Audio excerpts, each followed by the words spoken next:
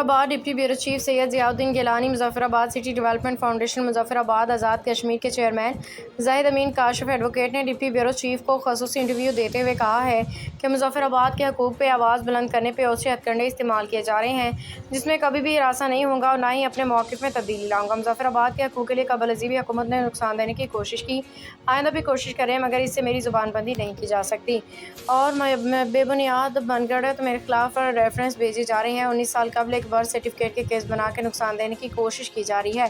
तमाम तकाजे पूरे करते हुए सेक्रेटरी बल्दिया दीगर मुतल्लिकीन एहलकारान एक ऑफिसर की तस्दीक, ऑफिसर या मुलाजिम की तस्दीक और दीगर प्रोसेस मुकम्मल करके जारी किए जाते रहें और जिसका रिकॉर्ड बल्दिया मुजफ्फराबाद के पास मौजूद होना चाहिए भी। सेक्रेटरी लोकल गवर्नमेंट की तरफ से रेफरेंस भेज के एंटी करप्शन को भेजा गया है, जिसमें मुकम्मल अदलिया के जरिए छानबीन होनी चाहिए।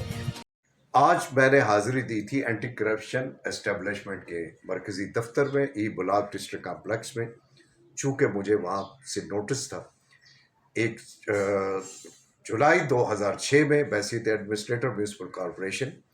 जो एक बर्थ सर्टिफिकेट जारी हुआ था मेरे दस्तखत से, उसके बारे में कि ये बर्थ सर्टिफिकेट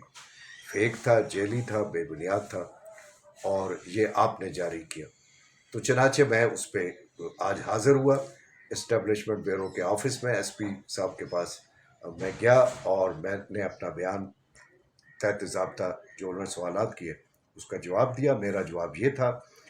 कि यस, मैं एडमिनिस्ट्रेटर था जुलाई 2006 में और ये वो ज़माना था जब नॉर्मल हालात नहीं थे मुजफ्फराबाद के और बलदिया मुजफ्फराबाद टेंटों में थी, कोई बिल्डिंग्स में नहीं थी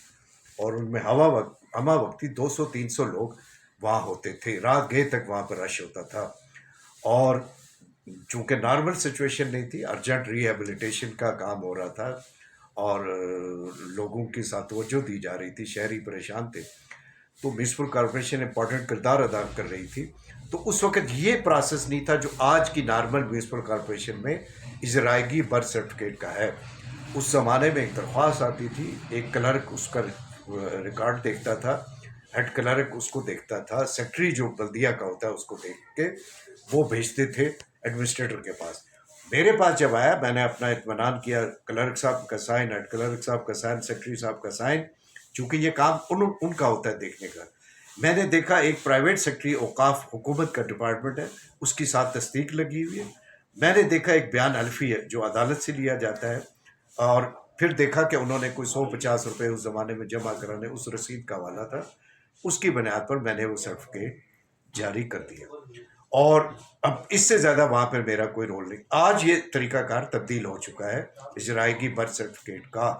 लेकिन उस वक्त चूँकि वो था तो मैंने किया और वो दस्तखत यकीनन मेरा है। ताहम अगर कोई दस्तखतों में भी कमी बेशी है तो आप उसका फ्रांसिक करवा लीजिए मेरे दस्तखत का, ताकि और इत्मीनान हो जाए। और लेकिन जब मुझे ये बात पता चली कि वहाँ मुझे ये बताया गया, तो नॉर्मल बात है, जब मुझे ये पता चला कि किसी एहलकार ने से ये बयान मिला है